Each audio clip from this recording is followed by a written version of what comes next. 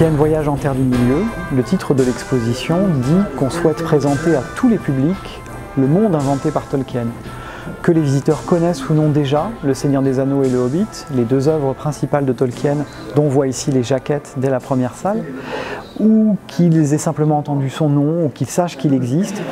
L'exposition est structurée en deux parties pour donner tous les éléments aux visiteurs pour pouvoir se repérer dans cet univers. Il mime les stations successives d'un voyage, le monde des hobbits, les elfes, les nains, les forêts, les montagnes, jusqu'au moment où on va passer dans la deuxième partie pour découvrir les coulisses de l'œuvre. L'homme à Oxford, l'homme au travail, le bureau de Tolkien, les illustrations qu'il a faites pour ses enfants. L'exposition à la BNF, 1000 mètres carrés, représente à peu près 4 fois ce qui a été présenté à Oxford.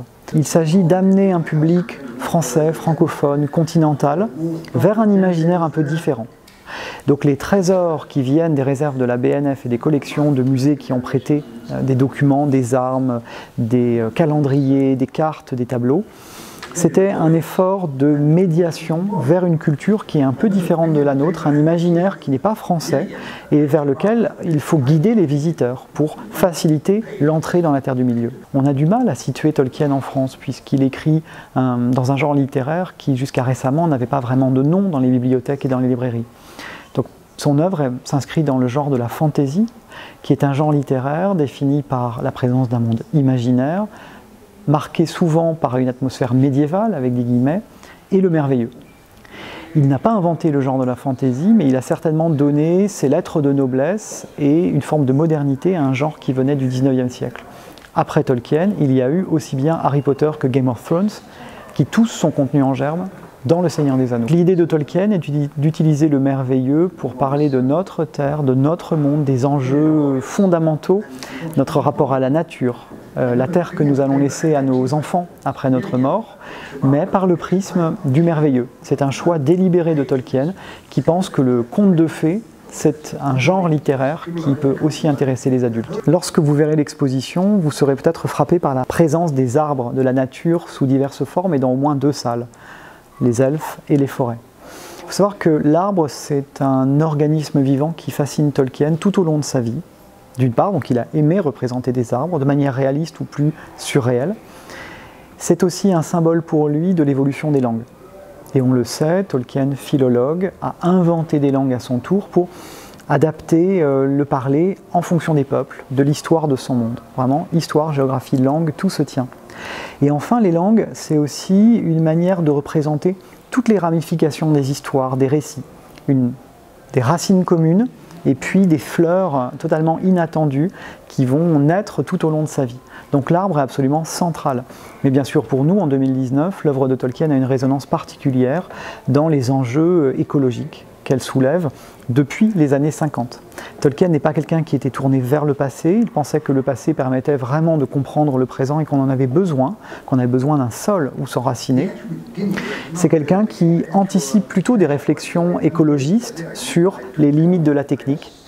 Et l'une des phrases frappantes que l'on trouve dans sa correspondance, traduite en français, c'est une remarque de Tolkien qui explique que le malheur de l'homme, c'est aussi de vouloir toujours faire ce que techniquement il est capable de faire. Et Tolkien dit, il faudra réfléchir. L'anneau peut être vu comme un symbole de la machine et du danger de la technologie non pensée, non réfléchie.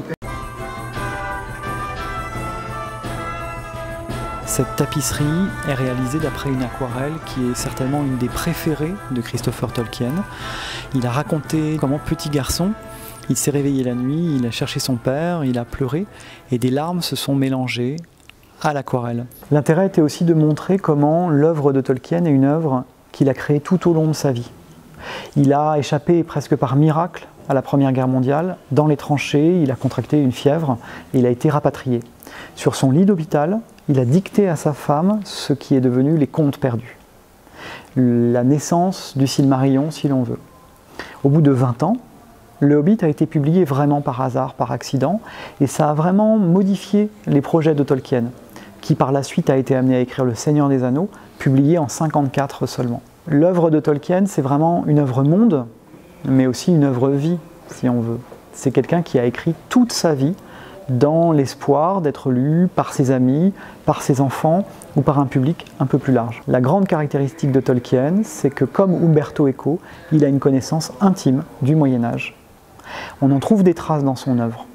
Tandis que les successeurs de Tolkien, après le succès des années 60 aux États-Unis, imitent l'œuvre de Tolkien mais n'ont pas ce rapport direct à la tradition et à l'érudition. Tolkien met au service de son œuvre, dans un esprit de partage avec les lecteurs, des connaissances qu'il est pratiquement le seul à avoir à son époque. Il est d'une érudition stupéfiante, mais il ne garde pas l'érudition pour lui. Tolkien n'est pas Saruman, Tolkien est Gandalf.